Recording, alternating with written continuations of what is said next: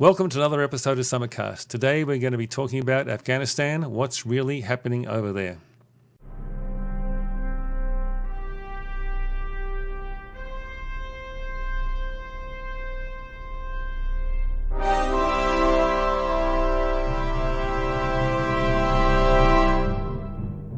Welcome to the show. Today we have a guest, Sylvia, who served 3 tours in Afghanistan, and we're looking forward to hearing what it was like to actually be there. So, Sylvia, tell us about your time in Afghanistan. Okay, I served 3 tours with the U.S. Army as a civil affairs officer. A civil affairs officer has various kinds of duties that they can be assigned to. One is working to locate safe villages, villages that are positive to were positive to the allies, the American forces and their allies. And it was, you kind of went forward, kind of picked it up, and would report it back to the combatant commander. The second one was we built schools, we built wells, buildings, things to infrastructure to assist them, roads, put lights out. So that's kind of the humanitarian kind of side, but it was used what they called in the COIN operation, which is counterinsurgency operations. In other words, giving them stuff that would work, that would hopefully get them to, acceptance, realizing the Western culture, it's not worth, fighting. So that is in a synopsis the mission that I fulfilled. And so when I went to Afghanistan my first time, I was working with the Phoenix Task Force, and we would go out and we would work with, go out on a mission, find schools, people that needed stuff, and, just to, because we supported the ANA. Our soldiers were divided out, and we're training ANA, which is the Afghan National Army. So we trained them, and this was at the very beginning. What year was this? This would have been 2004, 2005. Okay. I believe right in there. I'm not... That's pretty near to the beginning of the operation. Yes. So we actually, as you look at, they say and I will call the Afghan National Army ANA. The ANA, we got them at the very beginning when they were just starting to join and everything else. And you have to kind of understand the Afghan, or in some cases some of the Muslims. The way they fight is they kind of shoot sort of toward the enemy. Because if they shoot and kill, they will go they would go to hell because they murdered. But if they just shoot a lot of bullets on that way and one kills you, well, that was intended. That was God's will, as they used the word inshallah. So that is their method of fighting. So that's what the army did? They would try to avoid killing people? That's why you hear... Well... Yes, and they would see us, you're shooting at me, I'm shooting back. Yeah. So that's why you hear the soldiers that they'll just go out there and just empty their magazines and that's it, they're done, and so what, whatever, kind of thing. But the Taliban didn't do that, did they? I mean, it seems like they are actually trying to kill people. Well, it depends. You got to understand the way they kill. In some ways, yes. In battles they would kind of do that, but they are a little more strategic. But when they're coming through villages, they use fear. Mm-hmm. And mostly they come through from the Pashtun culture, the Taliban does, because they were trained, educated students, because Taliban means student. So there were students that were trained, and they were trained in the old law, and a lot of people don't realize it comes from India, the Debonai. But the Indian culture has never accepted the Taliban. So, when you say Indian, is that like a pre-Muslim kind of social code? No, it was actually there's a town by that name, and that's where that movement started. Actually, there. Okay, so it's a Muslim code that came out of the Muslims in India, and correct. Okay. And Saudi Arabia's bought into it. In other words, Sharia law and everything is interrelated. Now, I don't have exact facts, but that's where it came from. So if people want to look it up, they can see that. And those were the Pashtun students that went to that school, who then became the Taliban. Mm-hmm. Their stronghold was Kandahar, which makes it interesting to me how they're making a big scene in Kabul when they moved the capital to Helmand province into Kandahar. Southern Afghanistan and the territories below that were part of Afghanistan, but were divided with the British when they left. That is all Pashtun. Mm-hmm. They don't see a border there, Pashtuns. So, but all that area is where the Taliban originally originated. And like I said, they use fear because they raise people to be, the more strength and more power you have, like a bully as he's growing up, that's what's honored amongst the men and the boys. So they always have to be, showing that kind of, I guess best words I can use, bruteness. And that's power. And all that Pashtun area is pretty much, they're all related because of the large families and stuff. So as the bully grows up, he becomes the warlord. He becomes the leader of the part of the elders. So they use fear in the sense of, I come to your home and I tell you need to do ABC, or I'll shoot your daughter. They're going to come back and shoot your daughter. So probably when they were taking the weapons in Kabul and other areas, they just walked in there and said, you don't give me what you have, I'll kill so-and-so. And they come back, and sometimes they'll get the weapon and kill them anyways just to make a message. So their messaging is death, using death. And that's how the Taliban would fight. But this is still even what the concern is, why some people say you can't bring all the Afghans here. Because this sense of power and bulliness is still within their culture. They were amazed to see the Americans like to play with the children, and then the next thing you know, they're out there fighting, like, whoa, we were a dichotomy for them at the very beginning. And they would try to use that to manipulate us, especially when we were deciding on schools, deciding on this. And they have the inshallah way of thinking, and that is in God's will. Like if I tell you, okay, we'll meet tomorrow at 2:00, because you really want a meeting, right? You're saying, I really want to meet. And they would say to you, when I was working with them, they would say to you, 2:00 tomorrow. Well, you weren't guaranteed they're really going to be there at 2:00, because they would say, inshallah, wasn't able to make. Yeah. But I made you happy when you left. You thought you were going to have a meeting, so we ended up in a good meeting. And then you come back and you're like, wait a minute, isn't your word worth anything? Oh, no. It was like, if God would have arranged it for me, I would have been there at 2:00. So it's just a very different culture, isn't it? Yes. So what was it like trying to navigate in this culture and deal with the local people? Well, at first, as a woman, right at the very beginning on my first deployments, I always had to rely kind of on my NCOs or senior command, where they finally realized that they needed to speak to me because I'm the one that had the contract, the money, would be bringing the money, not the others. So even just talking to a woman just wasn't part of their culture? Right, exactly. Yeah. So, there was one incident where I had to go pay for some windows that one of the services blew out. And I had women that went and got their 2-3-year-old sons, and I had to hand the money to that child. Wow. Yeah. So, but what they ended up, over time, they see the women as a soldier. So we had most of the women kind of had a double, because I could go into the men's areas and I can go into the women's areas.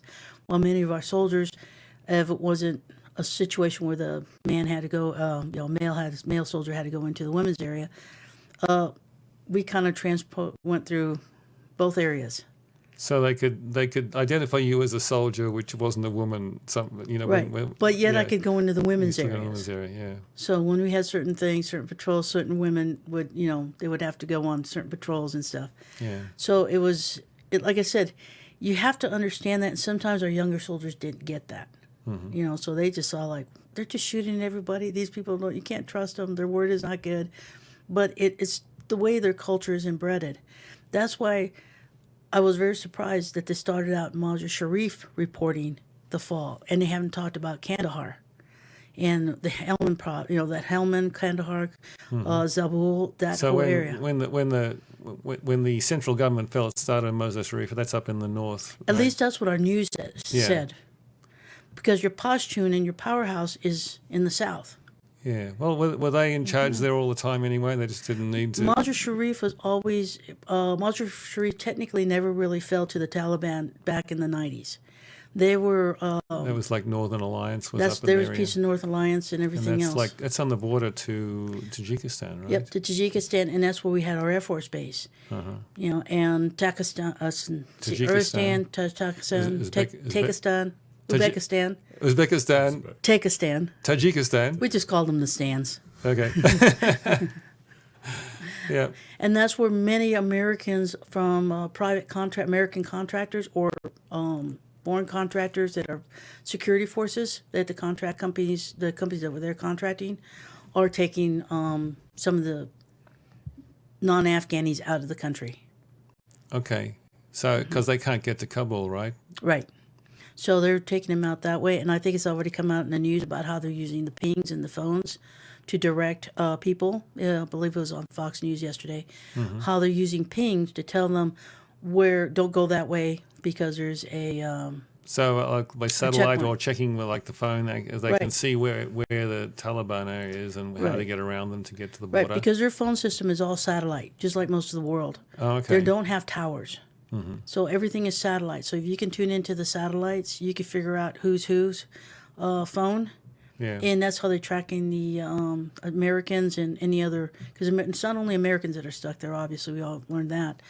And they can track and figure out who the Taliban are and where they're putting their checkpoints. Yeah. And people have to realize that's a country as big as Texas. And I don't think the Taliban really is that big but the Pashtun area will support them because they are family and they fear them. You know, they know everybody in that area who worked with the Americans with no questions about it because they were living amongst them. Yeah. See, they just sat back and started living amongst them. You know, that's the reason why it was always such a difficult figuring out who's good, who's bad. And the vetting, which is what we're challenging with the Afghans coming, they're just loading planes, it seems like, you know, at least from the news media. Yeah, Because they dismantled the whole infrastructure and the embassy and everything that would do the vetting of the Afghan translators and so on. Exactly. So we know who our translators were. We have sent, you know, names and who they are, who their families were, to them so they can find them, ping them. And there are safe houses that they're, you know, moving people. There's all kinds of interesting stuff going on. I'm assuming the news media, or eventually it will come out. But just recently, like I said, Representative Isis from California reported that I think 2 families are out back in the States. One family, because they had like 24 students from Cajon High School that went over for the summer. So he reported now that they have 2 of the families out in the States and 1 family or 2, I can't remember the exact numbers, and most of the students, like 17 students that are safe now. So they didn't go through Kabul, and he's not saying which way they went. Yeah, So because these operations are still ongoing. right, and that's the other piece of the culture. Once you befriend any Afghan, it's and I shouldn't just say Afghan. It's a part of the, I don't know, Sharia law or the custom. It was also in Iraq. They will take care of you, you know, because they befriended you, have accepted into your home and everything else. So now you're protected and guarded more than their family. And there's a few stories of sea soldiers that spoke about how they were protected and to the detriment of their families. So there's even that piece. Higher than the family. You're protected above their own family Right, because members? their honor is now involved in it. Because, you know, in this all, it's an honor system. But it's their honor system. Like I said, we were a conundrum to them at first, you know, well, at a lot. Because to them, kindness is Completely weakness. different culture, yeah. Yeah, kindness is weakness. And now that we had that first generation grow up that knew no war. Because remember, we went 2001, they're 20, 21, some of them were 25, they were young children that would hang out with soldiers, talk with soldiers, speak very good English. No education, but good English, some educated and good English. That it's confusing to them, I'm assuming. You know, I'm not seeing any, but I always say you need 3 generations to change a culture. Yeah. And the Americans it's just a confusion to them how we love children. And many times you hear reports of children being killed because they figured if it bothered us, it would bother America. And we react to it more, especially little girls. They could not understand our value of girls. Because in many cases, how do you put this? They would, if they have to give up a child, it'll be a girl. Yeah, the girl child don't have any value. Yeah. Right. In that culture. And if we not that we put monetary funds, but we try to give something if accidentally a child was killed. Also, if we accidentally killed, I say accidentally like a firefight or something, we usually would go to the homes and give money. Or in a car accident, you know, because the driving there is very interesting. And we would give the same amount of money for a son as for a daughter. So if they were short of money, I mean, I know it sounds cruel, but they would actually try to get them hit by cars, by our MRAPs or Humvees. They would find a way to put the blame on us, so then we'd come and give them money.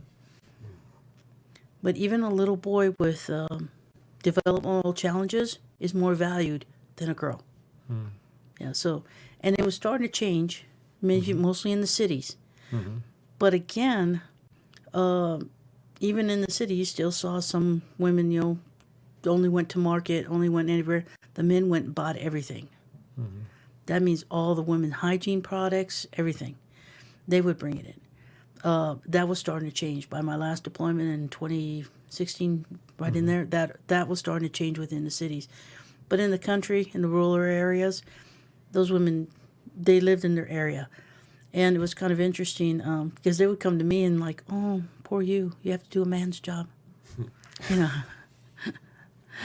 So us going in there and trying to give them the, you're free, you have women's rights, you have this.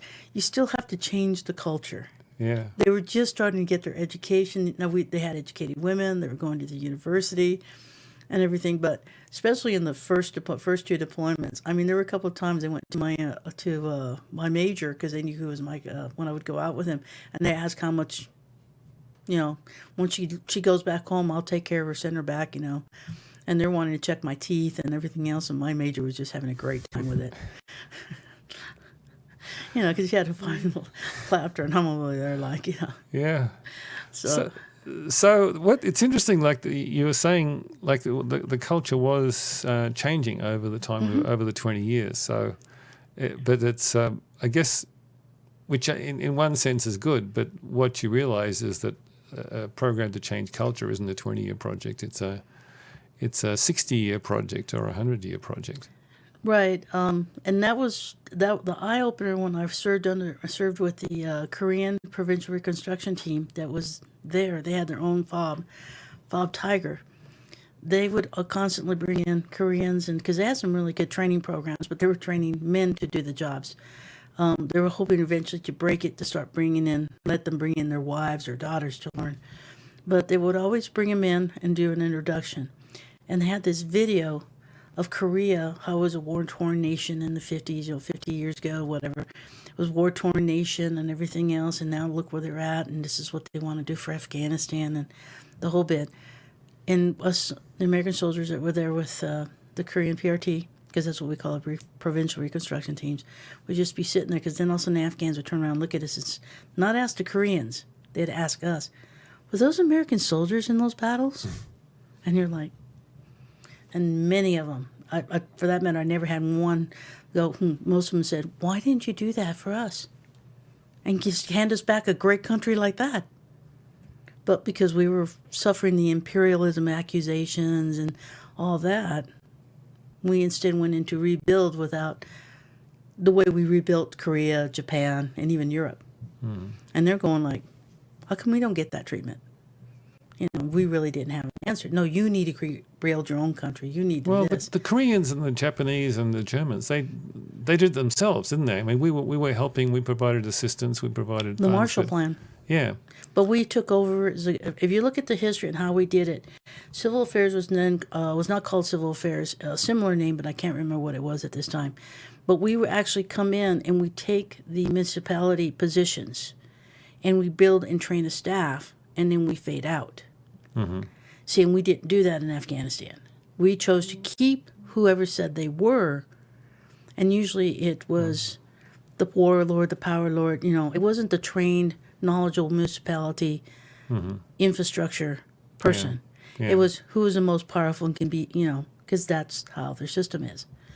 So we were trying not to be imperialists and not to be running the country, but we were handing over to them before they were really ready for it, or at least to run a country based on our values. Yes, and we really were not, because even like you go to Korea, there's values, but not that they still have a lot of the Korean values. People then choose, as the time changes, they'll try to leave them with their values, but at the same time, let them build or understand how to run an infrastructure. understand how to run a municipality. When you got lights and, we put solar lights out for about 2 months after the contract was done and we had paid for the putting in the solar lights in town. About a month or two later, we go through there's no more solar lights. So next thing you know, if you find out where they're at, they're all at the elders and the warlords, the power people had now night lights, the solar lights out of the... So there was a lot of corruption, right? I mean, you don't really call that corruption. All of a sudden they realized they needed the lights for the elder meeting, or they needed the lights at the mosque. So we'll just go take them and put them over there. In our Western values, it would be corruption, but it's just a whole different way of looking at the world. Right, and that's why we call it corruption, but it's not. It's a different way. Not in their value system, it wouldn't be. Right. Their value system, it's like these are the powerful people, so they get to take their Right. take what they want and take care of their needs, and it's just the way things have been for 1,000 years. And yeah, and why are we changing now? yeah. So if you really think we need lights at the marketplace, then go put some more up. We needed them over here. Instead of telling us, but they figured if they told us, yeah, go ahead, put them up in the marketplace, that's fine. Go ahead. Oh, they left happy. After 3 months, we'll just move them. Now, the northern area thinks somewhat that way, but a little bit differently because they're tied to Tajikistan, Uzbekistan. They're the minorities. Mm-hmm. But you do have Pashtuns that were in the Northern Alliance. Mm-hmm. So you have that mix. So that idea that there's that division and bunch of tribes, yes and no. Because the Pashtuns among themselves keep fighting. Mm-hmm. One of my proponents when I was in Coast, what we call the bee people and the pinion nut people. Well, every year they get mad at each other because to take the honey, you knock down the pinion nuts. To take the pinion nuts, you get the honey disturbed. So they would fight who got out there first. So we go over there and try to mediate a solution. Right. And that's just among the Pashtuns. Okay. But they're two different, groups, two different families. Yeah. Are they just different tribes, or is there actually cultural differences between the northern? Same. Oh no, this isn't the northern. I'm sorry. This was down in Coast area, which is in the southern part. And then up in the northern, it's a little different because they're tied to more of their customs from their group, but they still have pretty much a bully system, kind of. And I couldn't think of a better word to use, that I am powerful. Like machismo, or yeah, something like machismo. Mm-hmm. But at least machismo didn't kill anybody. Right. Except the guy got himself in trouble. Yeah. Yeah, I mean, the drug cartels is kind of like where you see that kind of culture, I guess. Yeah, I guess on our old the mafia in New York and everything else. Mm-hmm. I mean, so that's that was the way you had to work with them. That's what's going on. I mean, you look at them; they're back in Kabul. They're back at the airport because to them, death is not. The generation we raised has seen the least amount of death, but still seen a lot of it. Mm-hmm. They'll sit there at the airport, even though your dad just got killed, because who knows, you may get picked and you may get that chance to get out of Afghanistan. I mean, that's how much they see it, that they'll come right back. I know everybody's like, the crowds are back in at the Kabul airport. We called it Kia. They're back. Well, yeah, because they look at it, they're eventually going to die. If they're tied to the Americans, they're really going to die. So you might as well take your chances at the airport. Yeah. Even though they're trying to tell them it's really risky and you might get killed in a suicide bombing, but the alternative is certain death in the long term if you stay in Afghanistan. Right. You think that's what's going to happen? You think that, I mean, the Taliban is talking about amnesty for people who work with the Americans, and you don't believe it? They don't have a red line. The red line already been crossed. Whoever gave them the opportunity to do this, to do what they're doing right now, they're going to take advantage of it. What I'm interested in, hopefully, and what I'm praying on, is that those who remain do stand up to them. That there's enough that have grown up. There's a lot going to the alliance right now, to the north. A lot of people going to the Northern Alliance. There was Northern two Alliance. of two of the vice presidents went to... Right, but it sounds like they're only speaking about one. The one that was because there's two vice presidents in Afghanistan. Mm-hmm. There's the president and two vice presidents. Yeah. And one was an ex-vice president, and the other one's a vice president. But they're not speaking much about the ex-vice president. I haven't heard anything else about him. But the current vice president, and he was the vice president of, kind of managed the defense, the that kind of area. Or the other does the finance business, is the way it usually was divided. So he's the one that really is the big leader, Masood. He's there's been videos of him actually with Masood and with the Northern Alliance and saying, Right. asking for help. So he's joined Masood, who was the kind of the military leader of the Northern Alliance. Not really. He was kind of he was going to school and everything else. He was going to probably become one of the Panjshir's province. He was being groomed for those positions, but I don't think they were thinking war. Okay. He did go to a military school in Britain, but I think he would have been more in intelligence, whatever, but things change and how life changes. Mm-hmm. So between the both of them, they're, organizing it, bringing the people up there. Mm-hmm. And of course, Panjshir hasn't fallen, and that was the area that never fell. The Soviets never could capture Panjshir. They tried many times. Neither did the Taliban in Mazar Sharif. And where the Herats live, and I forgot to look up where the Buddhas were, they never fell to either. Mm-hmm. The Taliban had gone up there, blew those Buddhas up, and they just chased them out. Mm-hmm. So that's a little section right there where the powerhouse, and that's what I'm hoping that. You think the Taliban just doesn't care about those areas or focus on They've them? always no, because they've always been they've always been they've always won over them. Those people always manage to keep them out. Those people in the Panjshir Valley are tough. Yeah. I mean, they fought off the Soviets, Well, in Mazar Sharif, if you look at the fight, that took like 2-3 days. It didn't go like Kabul did. But, of course, Kabul is more in the Pashtun area. See, this area is, Tajikistan just airdropped, airdropped a whole bunch of stuff. And has been some of our equipment has fallen into their hands where some of the ANA has taken whatever they had or could take. Because remember, we had... Some of the ANA actually joined the Northern Alliance? Mm-hmm. Okay. So, suppose I saw one report that said they had taken out a lot of guys from Taliban, a lot of the Taliban, some Taliban, and were sending it north because things are falling in the north. Okay, so the Taliban sending people north because they're losing territory there. So the question is, how good and how organized was the Taliban before they did this? Who was supporting them? Who backed them and told them to go? Mm-hmm. The conventional story it was the Pakistan Intelligence Service. That's what they're saying. But the Pakistan service, Pakistan has always been a double-edged sword. They were promised that they would not lose the territories at their territory, what they call the northwest, northeastern territories. I forget which one, down at the bottom, because they were supposed to be turned back to Afghanistan in 92, 93. The Soviets did not do it. Because what the British had done when they left, they created... This is like 19th century, isn't it? Yes. Right in there, yes. And they had like 100-year, just the way Hong Kong was. Mm-hmm. So what they were trying to do is divide the Pashtun territories of that area. Oh, divide and conquer. So they divided them down the middle of them. Down the middle. Wow. And then that little piece that sticks out of Afghanistan down at the end, that's a buffer zone that was created by the British. Now, in 93, 92, those territories, that's the reason why Pakistan has always called them territories and not made them provinces. They were supposed to go back to Afghanistan,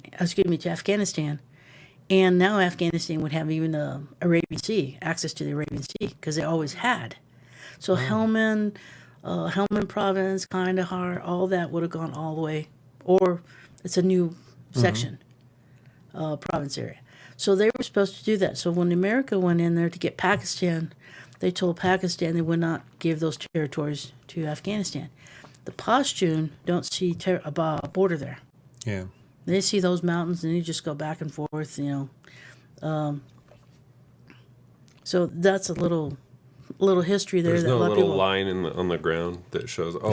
I'm in Pakistan now. Okay, all right. No, we put up. We no border posts or right? no, we put those up. Oh, really? Yeah. Wow. And one time I was out flying with the Colombians. We were out photographing some of the sites that we were building on, and we went to see. He flew us over to see one of the spots, and we're like, "Oh, okay." So he just kind of went, So we went into Pakistan and came back out, right there with the border. So we put the border post, and it's only on roads. Yeah. The road that goes in and out. All the other trails, roads that they use, until they get home, they know which side the European or the Western cities. But Pakistan still tries to control them. But the Pashtun kind of rule it the most. So that's kind of a piece that a lot of people don't realize that happened with the British, and that's 100 years ago. And that's why you got that real British small have got piece. something to answer for there, haven't they? I mean, it's just, trying to untangle this mess that goes back more than 100 years. And the sad quite a thing challenge. is, we were being successful. 2,500 soldiers, that's it, 2,500 soldiers. And we had it calmed down. Yeah, in the end, in the last... Right. If we would have just left it all the way it was, no big deal. I think it would have been fine. I really don't think... You don't think that... Bagram, I don't think would have been given up because that would have been a little powerhouse. That they did, poke a head out. Sort of like your gopher shooting. The head pops out, that's over.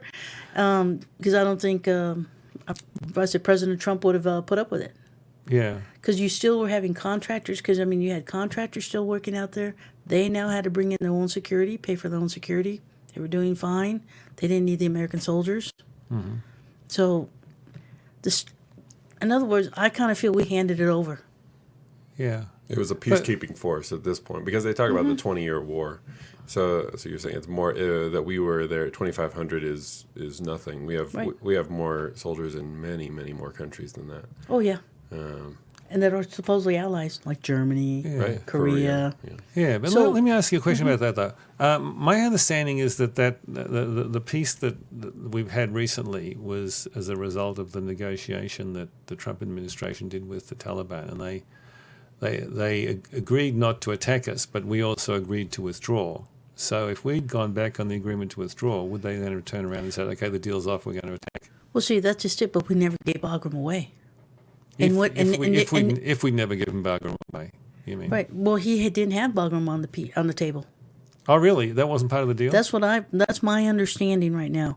But we were still going to keep something in the Bagram because that was because when he said when he threatened his village, Taliban's village, he said, you touch one hair on anybody's, that would be our launch point.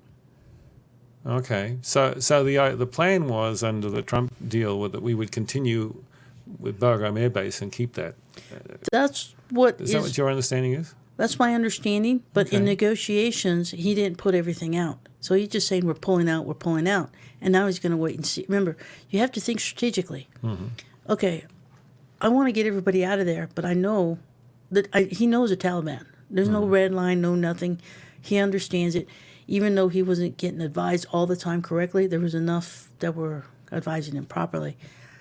So he knows he needs to keep something close by. We already given up the air base up in Tajikistan, where we used to fly in and fly out. So where do you have the little powerhouse that can just, maybe reduce it or whatever, just keep that one base? It becomes autonomous because that's our protection to our embassy. Yeah. So I got a sense when he says we're pulling out, but he didn't say all the pullouts and what we're giving. That would be interesting to see what the paperwork was. Yeah. Because when he made those threats to the Taliban, you do anything to harm anyone, you got to look strategically around there. Where would they come out of? They can't come out of India. They cannot come out of Pakistan. Definitely not out of Iran. Yeah. So Qatar, U.S. base in Qatar or something, but that's a long way away. Right. So a fast, quick reaction would still be out of Bagram. And Yeah. I think that's why a lot of contractors did not leave. So when I heard that they had snuck out in the middle of the night, Left Bagram. soldiers were only not even able to take everything. I mean, they only take whatever they can get in, like 2 duffel bags or whatever, but snuck out in the middle of the night. Wow. You can imagine. That's the reason why I was saying to people, something's going to happen. Something's happening. It's just totally, I mean, commands, Didn't command make and any commander. sense. Yeah. There was no reason, I mean, other than you want to give that to somebody. You want somebody else to come in and fill the void. Yeah. Who do you want to fill it? Well, one thing you were saying, the way that Trump negotiated with them. I mean, he was in the negotiations. He was the bully in a sense, But that's what's needed for that culture. Right. And if you come off as kind of reasonable and accommodating and compromising, Right.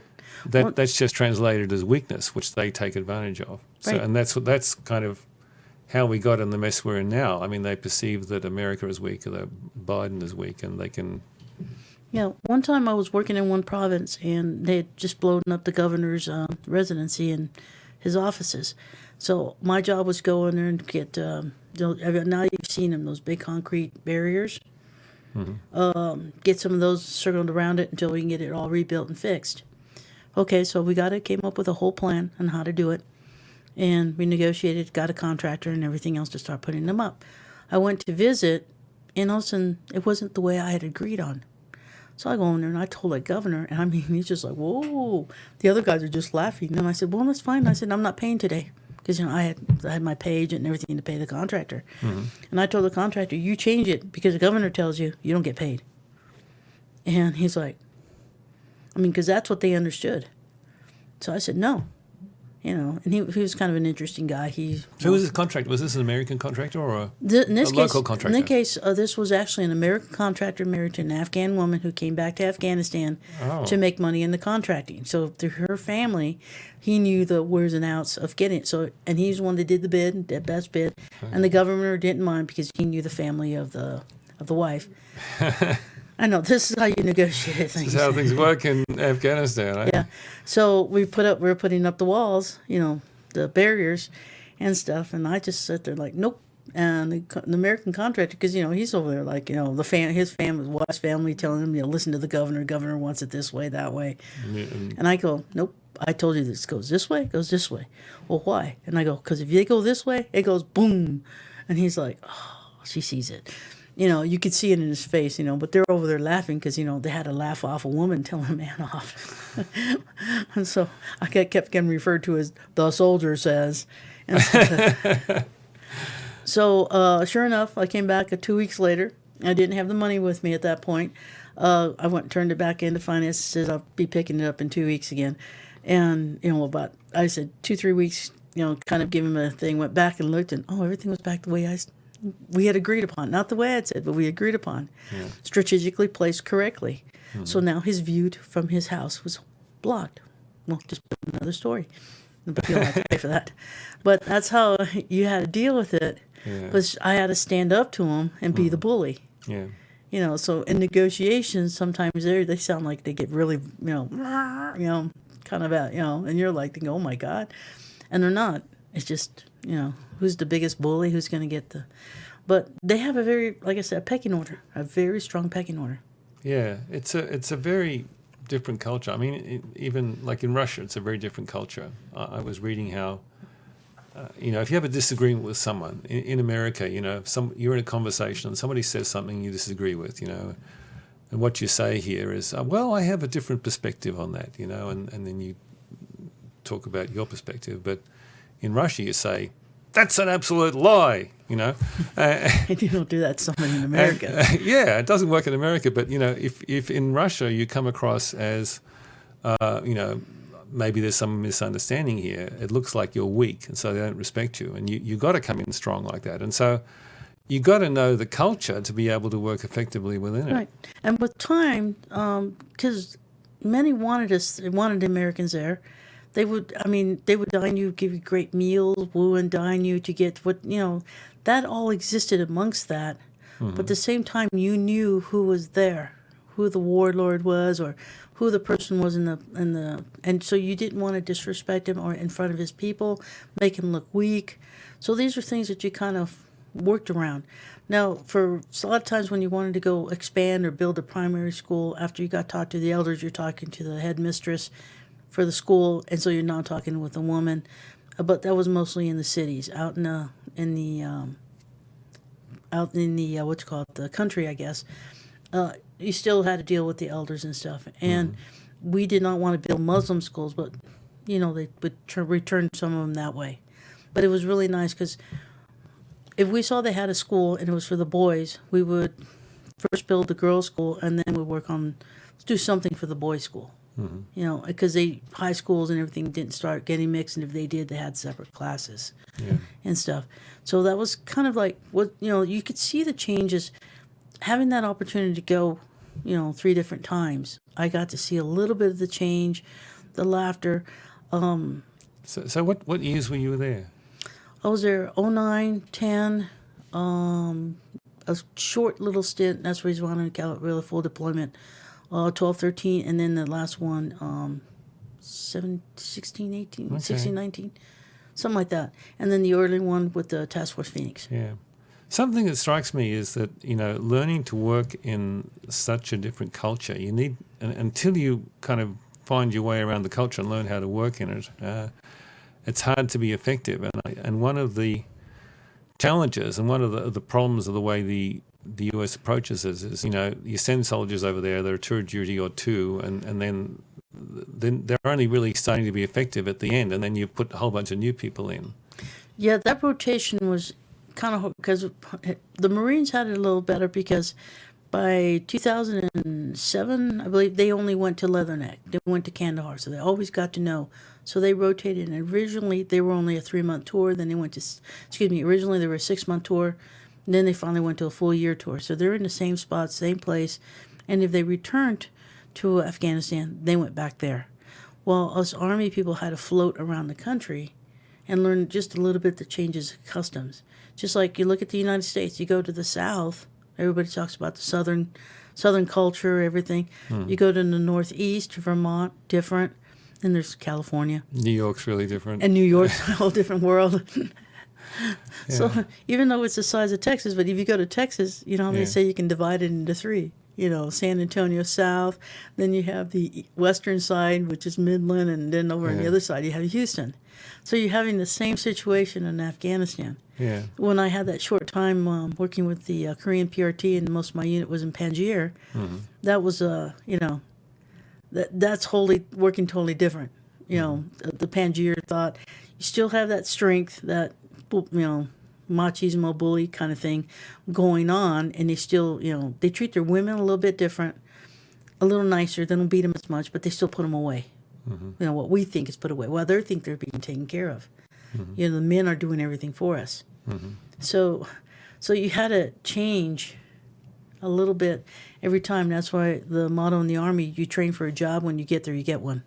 Because you really didn't know. You could end, as a civil affairs officer, I could be up in division. I could be down on a CA team. I can be working for a battalion. Yeah. Yeah. One thing that strikes me is, if we ever go into a situation like this again, which probably isn't a good idea, but No. you need to have a strategy which is more a long-term strategy. I mean, a short-term deployments of 3 months really isn't going to do it. You've got to build relationships. You've got to understand the culture. Well, even more because the Army always had 1 year or 18 months, and then we got extended. Both people got extended in the surge in Iraq and then the one they had in Afghanistan. So we stayed the longest. Problem is, we never went back to the same place. That's exactly the thing. You build relationships. You've got relationships with people. You know how it's working. They know where, They know how me. to work. Yeah, and then they send you somewhere different. Right, and then we just do a transition. You leave your book that tells them where everything is. You stay with them for like 2 weeks. Yeah, but you pack up your bags. But you're it's home. It's not about the book. It's about the relationships. Right. Well, see, in the coin operation, I didn't agree with it either, because it was giving everything like you have The counterinsurgency. The counterinsurgency, because what you were doing is you're building schools for the guys who are blowing you up, and then the people who liked you, okay, you can have a well. They got a water well, and that's it. And they're the ones that went and helped us, because I guess it depends on how you raise your family. You have the one child that just gives you the gray hair, and the other one is flowing nicely. So you give everything to the one who's giving you the gray hair and hopes he changes. It didn't change. Yeah. They did not change. They did and did not. But pretty much, the Taliban loved it. So, fine, Americans are coming. I'll see how much money we can get from them. So is there actually a civil war? I mean, on the news you hear a lot of this, there's this, we shouldn't be in this conflict in the middle of a civil war for another country. So, I mean, there's the Taliban, but is there another party that, like the ANA you talk about? I mean, is there actually... The Afghan National Army comes from everywhere. Pretty much we developed it all. There was the Civil War when we went in 2001, Right. where they were fighting, the Northern Alliance was fighting the Pashtun. And that's that's the Civil War. The reason we went in, because that's where bin Laden was hiding, or that's where they, the terrorist cells were. Our mission technically was to tear up the terrorist cells, get bin Laden, but like you say, there was no completion. So that's why a lot of people say we shouldn't have gone in, but at the same time, we were looking for retaliation for what happened to our towers. Mm-hmm. And you but wanted you look to at the take planning. out the Al-Qaeda so they wouldn't be able to do it again. Right. And they're finally speaking about Haqqani. The Haqqani network is what I dealt with most in the coast. Haqqanis are very tied to the Taliban. So when they keep coming up with these new names, it's just factions of the different... So what's that? Haqqani network? I haven't heard of that. Right. They just finally put up the Haqqani. These are terrorists that wanted. But the Haqqani network is the one that worked the most in the coast, Patika, which is Ghazni and Gardez coast, that area. And it's also a terrorist network, very tied to them. They would they would bring in the weapons. They're mostly the ones that would bring in the weapons from the south up to the Taliban. They bring in the bombs and bring in everything else. But they're really no different than the Taliban. The Taliban just happened to be the ones that, I guess, were the biggest face, younger soldiers, the students that were winning and created the capital in Kandahar, if you remember back then. But a lot of people don't know or don't remember, or it was never, I don't know how fully it was reported, but Masood's son... Masood's son, yeah. Right. His father was the Lion of Panjshir, and he had all the unity. Ahmad Shah Masood, yeah. And he had all that. And he was actually assassinated on their September 11th, our September 10th, 2001. He was assassinated. The next day, which is our September 11th, our towers went down. Karzai was part of that group, of, somewhat inner circle of Masood. And what happened was they could not get his brother to he was not backed. Masood's brother? Right, back to take over and help with the Northern Alliance, because that's who we were going in with when we went in. So to finish that Take out the Taliban, we supported the Northern Alliance. Right, instead the CIA picked Karzai. Instead of Masood's brother, as kind of like the leader of the Northern Alliance that they would work with. Okay. Who was Karzai? He's the one who they set up as the president. I know, but who was he in the previous? He was one of his closer, I guess, inner circle that had like a little command more of the because he's Pashtun, by the way, of the Pashtuns. So he was that kind. So there were Pashtuns in the Northern Alliance also. Yeah. Okay. And that's what I'm saying. They say that it's all a bunch of tribes fighting and everything else with each other, but at the same time they do unite. So there is a Afghanistan. There is a I am from Afghanistan kind of thing. It's not like I'm this tribe first and I'm that tribe first. So the Northern Alliance did have a mix, and mostly of the minority group, but a lot of the Pashtun, and were there, were mixed in there. But Dari is the language of the government, which is very closely to the Iranian language, which Pashtun is not. Which I thought was rather interesting. It's the king's language. Oh. So if you learn Dari, you can almost understand the Uzbeks, the Iranians, sort of like learning Latin, and you can kind of understand Spanish, Italian, and all that. So there has been a unification through Ghazni. Ghazni's where the royalty would come through, and they had the towers in the palace. So Ghazni was one area. And the reason so much of the history, as a civil affairs officer, you try to find out as much as you can where you're going, who you're working with, and the history. That's the reason why I really enjoyed the branch in that aspect. But it deploys a lot. So that's kind of the picture. If you look at that history, there was a civil war going on. We went in with the Northern Alliance, and we took over.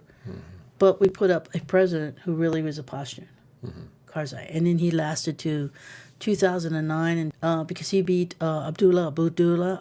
I personally think he would have made a better president when he ran, and that was a controversy on that election. Who really won it?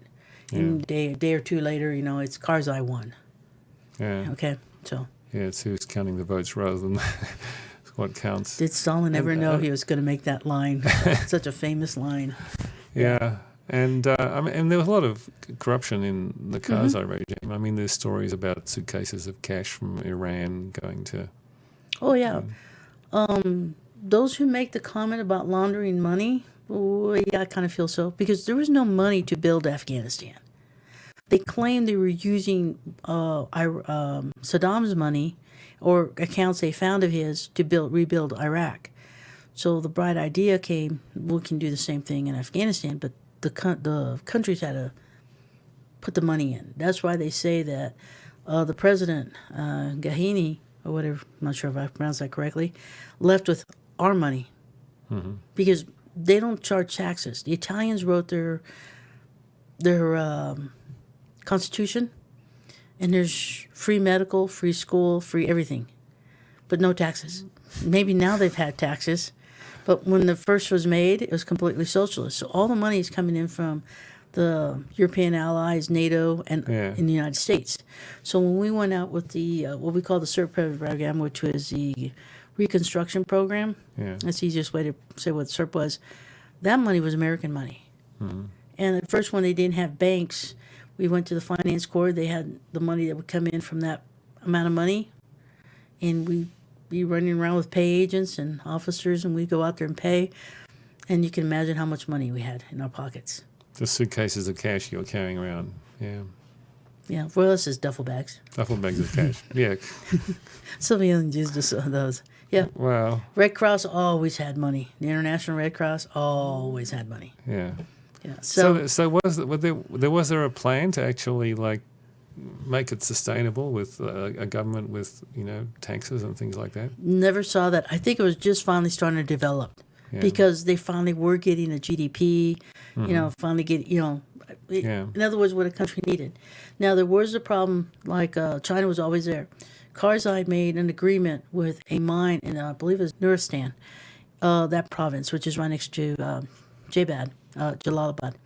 What happened was the agreement was they were going to hire Afghans and all this other stuff. So China came in, created the mine, and not an Afghan's been seen other than trucks going to China. Because it is a very mineral-rich country. Because a lot of people don't realize the northern part is the Hindu Kush. Yeah. So China was paying the government theoretically, or they officials. They paid so much money to come in to build it. Yeah. And they promised that the money would come back, taxes, them selling the minerals, and they would be hiring Afghans. Yeah. No, the only thing they did is they brought in Chinese. Yeah. And it was a Chinese, and this was already starting around 2009. So all those minerals, all that stuff was being trucked back to China. And you could probably look it up. It's one of the first mines they ever did. And from what I heard, as soon as Afghanistan fell to the Taliban, the China and Taliban agreed to give all the mineral rights, some mineral rights, I don't know if it's all, but some mineral rights to China already, because they've already recognized them. Yeah. Yeah, China was very fast in recognizing them. They obviously had a deal in place ahead of time, it looks like. And that's the reason why I said, who handed over Afghanistan? That's my question. Because it was I think quiet. It's been handed over to China. Is that what's happened? I think it's more than China. China's deal was to get the minerals because they got to take care of their people. Yeah. I don't understand how the population can grow and they can't. And they miss, our population grew and we've always been able to take care of it. Their population has to territorial expansion. It's kind of interesting because it is a mineral. I mean, there's a lot still in China, mineral-wise, Yeah. and stuff. But their attitude is they're conquer for minerals and resources to take to China for their people. So I really feel it was handed over. We did not lose it. We did not run out. We're running out like the British, but we didn't have to do that because it was quiet. Yeah. I mean, we lost a soldier here or there now. Not that to value it, but it wasn't like, we were sending home, like in the past. Yeah. Just every unit sent somebody home. Yeah. So right now I really pray to those families who lost them, but there's going to be more deaths reported. In Kandahar, there was a blurb about the mass graves. They've taken out many allies and possibly Americans. Mm-hmm. But you're not hearing it. They're keeping our attention in Kabul, which is kind of interesting as I'm watching the news. So I'm kind of like, they're why not reporting only on Kabul? anything else in the news. Mm-hmm. And then that's what I've been thinking of is, there's Americans all over the country. The Epoch Times did report that somebody from the DoD said, we don't have any way to get Americans out of other cities than Kabul. So what's the plan? I mean, you're saying that you're hearing that some are getting out. Some are getting out, and like I said, I think if you go to the news right now, just type in Representative Isa. He's just reported that he got some of the people out, but he's not telling you how. It seems like the DoD doesn't have a plan, or else if they have a plan, they're keeping it secret because if they told everybody, it wouldn't work anymore. Yes and no. Hopefully, and I think it's they've got a plan. I don't know. I don't think they have a plan. I think it's come from the outside sources have been there. Yeah. Like the pinging and all that. So possibly you have lower commands that might be helping out in some way or another. I mean, that idea that all of a sudden, like, we left stranded a British commando, you're kind of, how do you leave stranded a British commando? If you think about it, when you start thinking some of the things you're being told, you think, how does a British commando, it's just like we left a set of Navy SEALs in the middle of the Siberia. How do we leave they're there. Somebody had to order them there. So did something get messed up that they had to report them so they can say, hi, I'm here? But apparently they got them out. So there's a lot of, like I said, we're going to probably have what they call the conspiracy theory stuff for quite a while to sort out. Because it's almost like if all we were talking about is downtown Dallas in Texas, because it's the size of Dallas, the size of Texas. And the whole world revolved around Dallas. There was no San Antonio. There was no Houston. There was no Midland, Odessa. Just Dallas. Yeah. Oh, and Fort Worth maybe.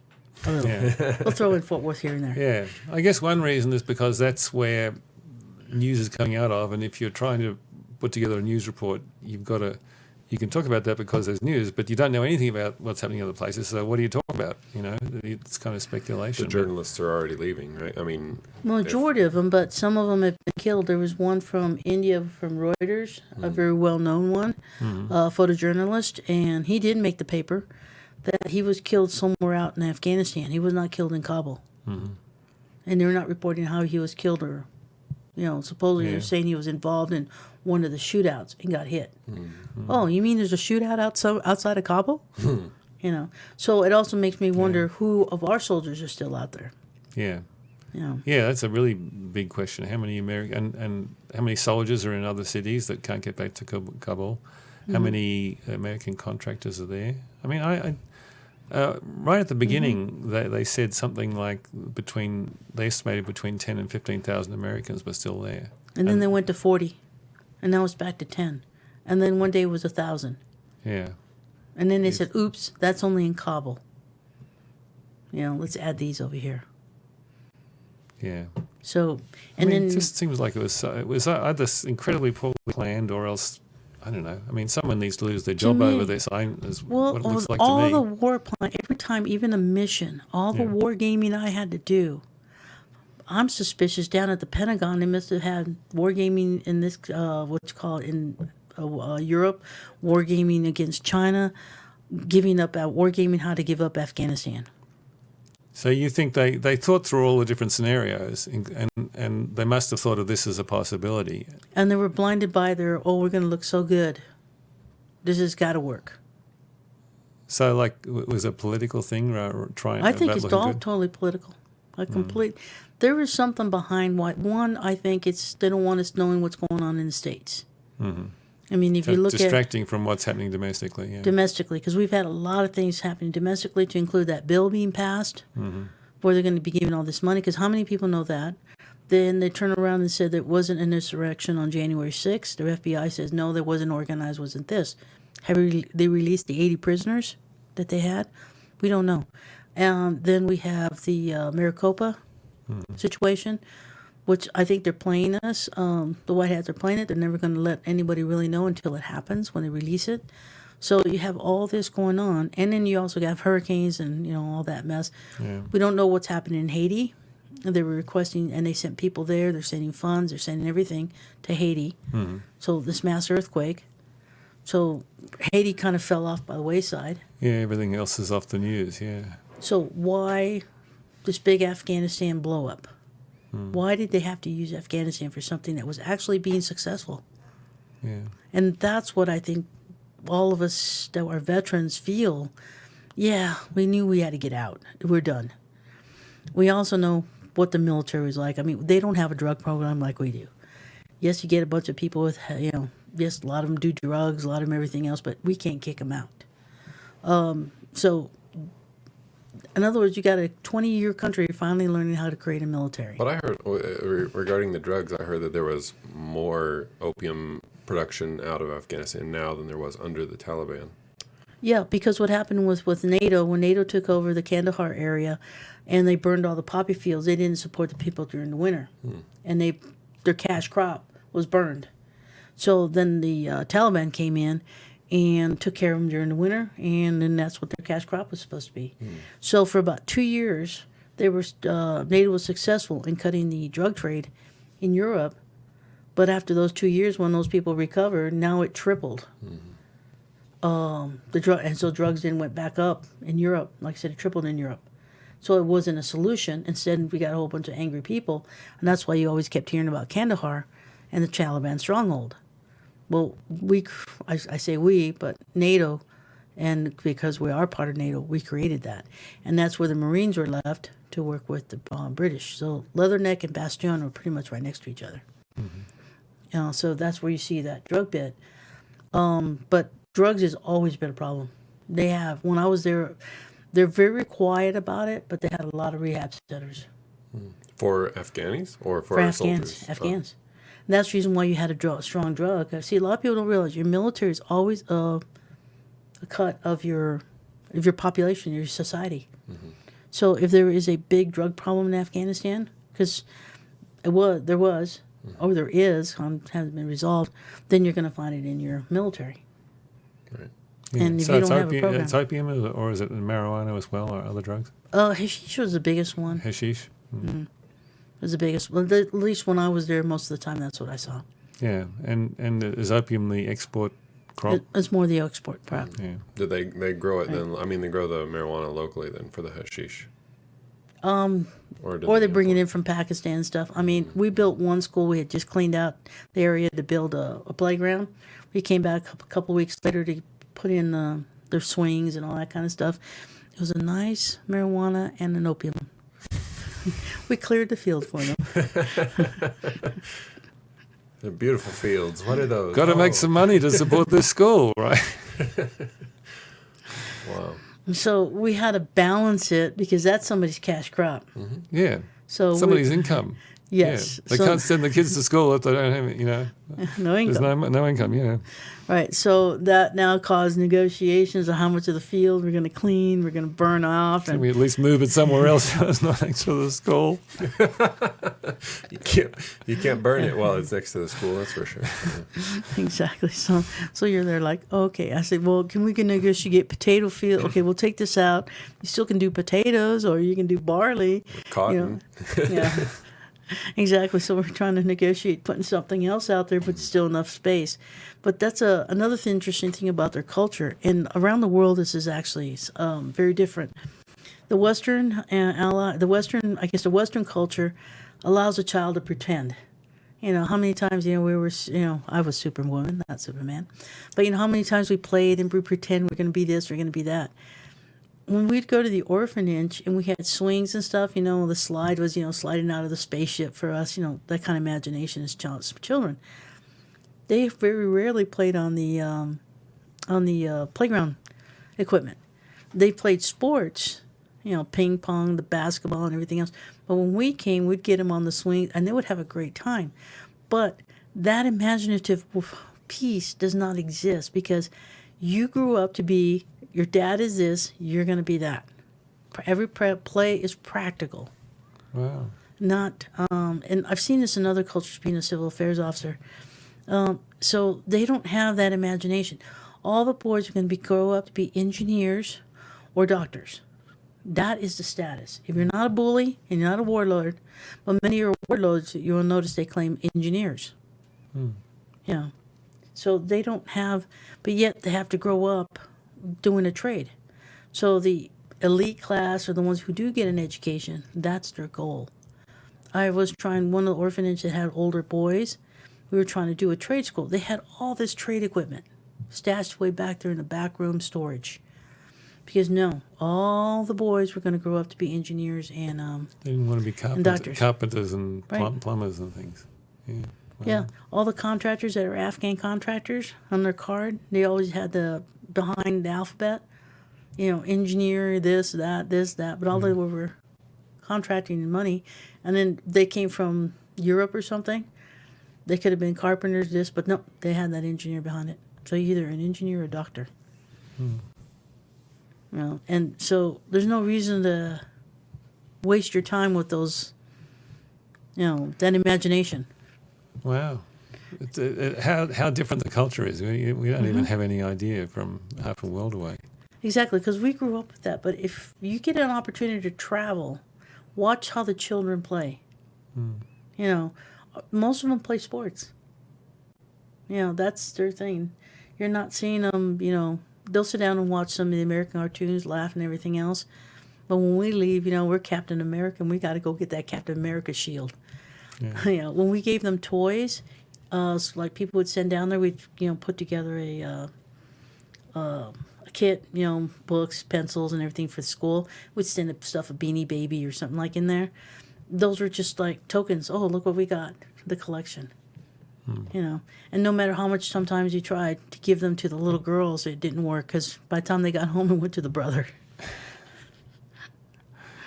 So if you had a mission that you had to go into some women's area and stuff sometimes, or when you got to know them real well at the women's on the women's centers we built, that's when you would give them stuff to give to the girls because they still played with them, because that's okay. They learn how to be mothers.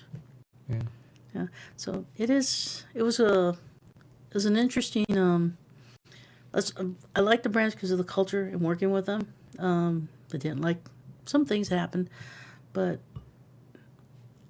I guess that's why it affects me. I saw a country changing, and it was not a bad change. Yeah.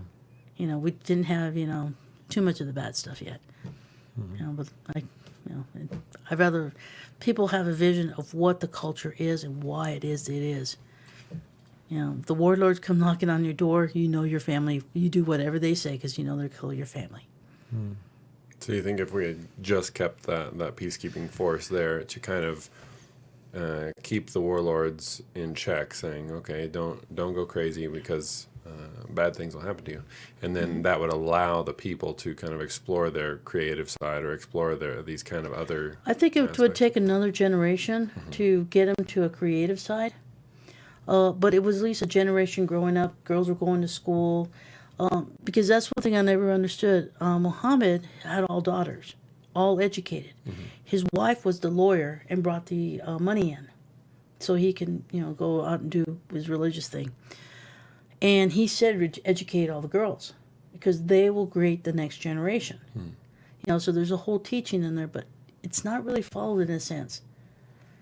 What strikes me is that it's Islam has come in kind of, it's on top of this tribal culture, but it hasn't really. A lot of what we think of Islam is actually the tribal culture which predated Islam in these societies. Right, and I really think when you see that is how they've taken Islam and molded it into their tribal culture. We kind of done that even with our religion, coming over to the United States.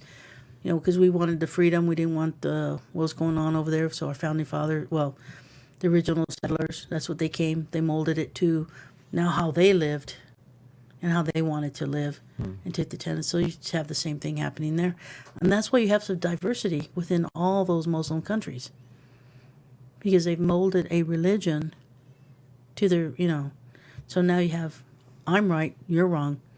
Saudi Arabia does, Sharia law. The Taliban picked up the Sharia law because they did, Saudi Arabia had a lot of people come from that, Dibani, from there. They put a lot of emphasis, had a lot of leaders come from that.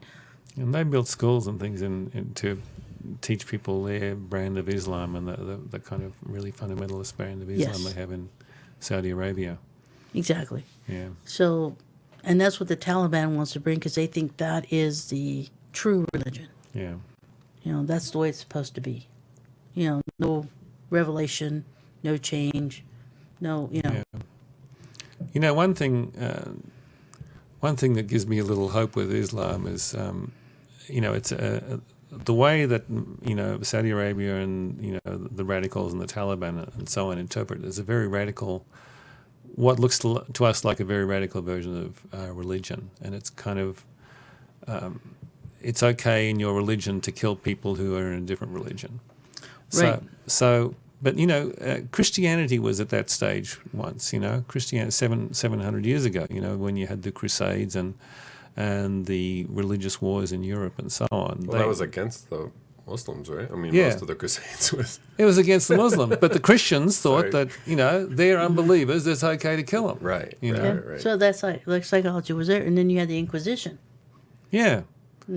But then that was Christianity 700 years ago. Right? I'm saying we're at the same. They were at the same idea. So 700 years ago, you had the Crusades, where you had Christians were let's kill all the Muslims. Yeah. 700 years later, the Christians are not let's kill all the Muslims, but the Muslims are let's kill all the Christians. Well, so they're still stuck 700 years ago. Well, Islam is 700 years newer. Yeah. It was 700 AD. So but maybe they were at the same point. Well, they're at where. I mean, they were ahead of Europe in many areas Yeah. with science and all that. If But you go back to 1000 AD. Yeah, but maybe 700 years from now, Islam will evolve. Ahead again. Maybe they'll like. But the problem is, in the leapfrog. meantime, they got nuclear weapons, and it may be. Yeah. Yeah. Makes life interesting when you. We can, need another Saladin, another Richard and Lionhearted. Yeah, for sure. Then you Yeah. just shake hands. Yeah, I've never liked this argument that they are. It's just because Christianity's older and therefore it's less prone to violence. It just doesn't make sense when they were both at an equally violent stage of conquest, of my religion's right and your religion is wrong. Mm-hmm. We've moved forward 700 years ago. And I think there's also a difference in the leader of Christianity versus the leader of Islam. Jesus never conquered any states. Well, that's a piece right there that everybody's mentioning now because there's a lot of Christians that are trapped in Afghanistan. There was a lot of Christianity coming into Afghanistan. Mm-hmm.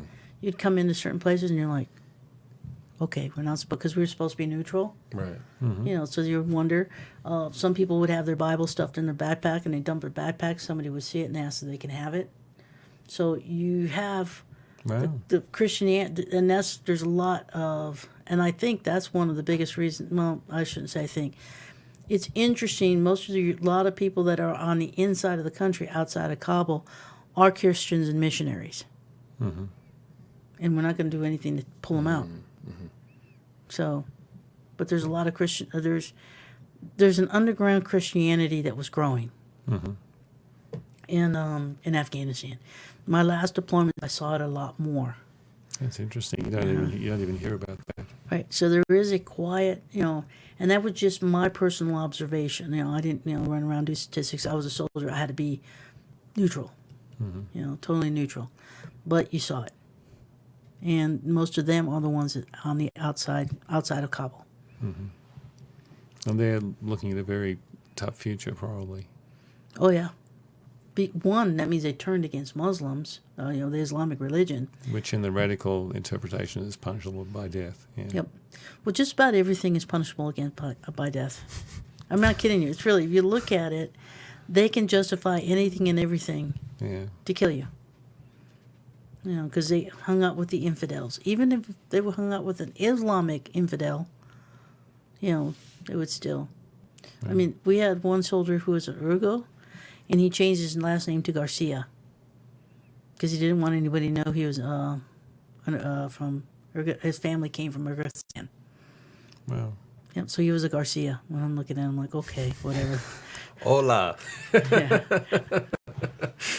Because I went up to him one day and I asked him, where did you study Urgo? You know, because I'm like amazed how well, you know, it says Garcia. And I'm, where's a, you know, where did you go to school to study? So I'm like, where did you go to study that? Well, that's an off language. Mm-hmm. Wow. You know, and did you go to the Monterey School language? You know, and he's like, don't tell anybody about Urgo. Like, oh, that's why you know that. Wow. Yeah. Well, this has been absolutely fascinating to find about what Afghanistan was really like. I mean, it was quite an experience to be there, I'm sure. Yeah, that was my piece. I get somebody from had a different experience, but once you start understanding that the culture and looking at it beyond the soldier, I'm coming to save you, you know, I'll give you a school to train or whatever. It's you start seeing it, you know, start seeing the cultures. That's the reason why when I travel, I like to stay a month or two wherever country I go to, unless I'm doing a quick circle around, because then you start feeling the culture. I mean, you go to Italy again, you got Tuscany, you got Naples, you got the northern, you know, out, and they're all so different. And we all think it, you know, only America projects its differences. Yeah. You know, when everybody's trying to decide, you want, you know, there would, you know, people, not in Afghanistan, but when I've traveled or lived in other be stationed somewhere, they would ask me, so what it's like the South? I'm really debating, do I want to go to the South or do I want to go to California? So we do project somewhat our differences. Yeah. Like, I want to do New York, and then I'll do L.A., and then what's another good place to go that's different from those two? Florida. Exactly. And you look at how we look at it from Americans, we clump everything together without even thinking, even Europe, within its little small area, how many languages, how many cultures, how many, you know, difference in food. Right. Oh, they're European. Yeah. Oh, yeah, they're all Europeans. Oh, that's just, they're Europeans. Oh, you're going to Europe? Yeah, oh, can you bring me some chocolate from the da-da-da-da? No, I was going to Norway. Oh, they don't have chocolate there? They don't have croissant? No croissants there? So we see it that way. Yeah. And we don't realize even within the diversity that we have, they have their diversity. Every country, it doesn't matter if it's a country that's only 10 by 10 miles. Yeah. Yeah. So, any final thoughts about Afghanistan in the future before we wrap up? Well, like I said, I hope the Northern Alliance, and we can find a way, as we're doing right now, as us veterans, to ping people out, that we find ways from the civilian side maybe to help them out. Because it was should support the Northern Alliance militarily?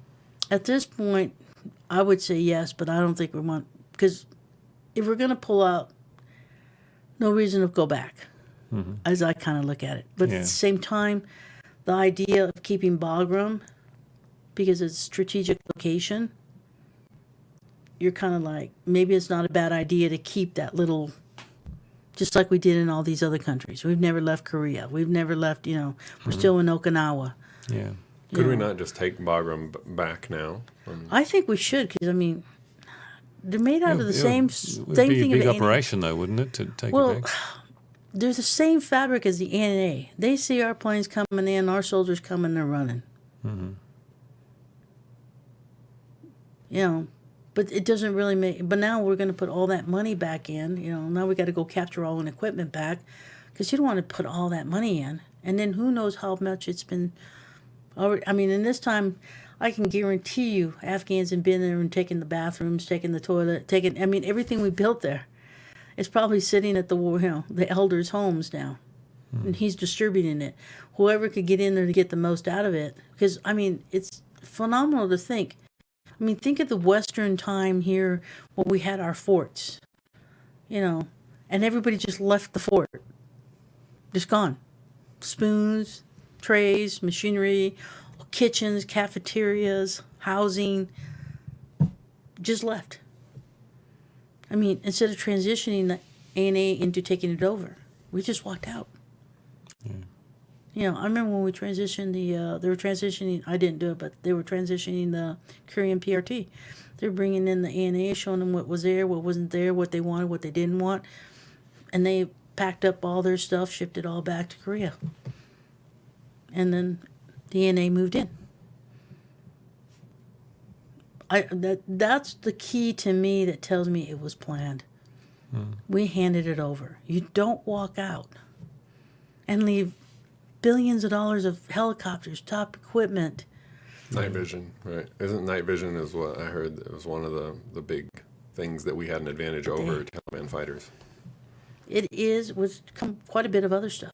That's where the brig was. That's where the jail was. We even left the guys locked up in the jail. Yeah, you could decide whether you should get out or not. We'll leave some extra food in there for you. The Afghans who were working with the Americans kept them locked up until the Taliban came and released them. It's all of a sudden like we just walked out of Gardner. Because, it was bigger than Gardner, Bagram.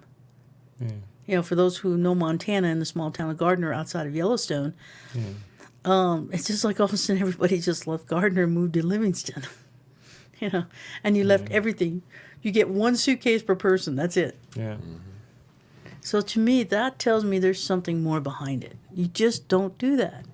Yeah, it doesn't make a lot of sense. Especially if you have August 31st. Yeah. You have enough time to get a lot of that. If you can get that many Afghans out, you can get a lot of that equipment out. Right. And then open the doors and tell the Afghan army to come and take it. But they didn't even do that. And the thing is, when I heard they were releasing the prisoners, I go, they left the prisoners? Think about when you're reading the paper, because that just tells you the Taliban released the prisoners. Okay. Well, maybe we'll find out one day what's really happening here. Yeah. So in the short term, we just got to pray for the people that need to get out, and yes. And I think also pray that the people who would want to infiltrate America for not good purposes don't start revealing them. Yeah, so they don't come in under the cover of the chaos that's happening. What I'm hoping happens is many, like way back in 82, 81, if you remember the Cubans coming over and some were being released from the prisons. Yeah. That so the fellow Cubans were pointing them out. So I'm hoping the fellow Afghans will feel comfortable enough and safe enough wherever they're at that they can say, that guy's Taliban. And they can pull them out because they know who the bad guys are. So I'm hoping eventually Afghanistan becomes peaceful, but it will always be in our history that we gave it away. We did not lose like British and the Soviets. We chose to do that. Yeah. To me, this is choices. We had already won, basically. We won. Yeah. We had it. It was ours. Not ours in the sense that we own it, we're going to go fly American flag. But it could have become, in another 20, 30 years, a good country. One that's strong, using its resources. It would take a lot of work because of that culture, that understanding. It could have. There's a lot of ifs in there. In this case, we have could-haves. Different enterprise, and it's more like a colonial enterprise. And, the way Britain had the empire, people would be out there as local administrators, and it's not like a 12-month rotation. They're actually there, and that's their job, and they work with the local people, and they're imparting a culture. And, you look at the British colonies around the world, they're the ones that have done the best of all the ex-colonial places, because I think the British were able to impart a culture of things like respect for law and honesty, and like you sign a contract and it means something, and all those things that we kind of take for granted as the basis of society and, rule of law and so on. They were able to impart that in many places. And the French and the Italians weren't so successful in that. But we went in with one mission, and then it kind of morphed into this.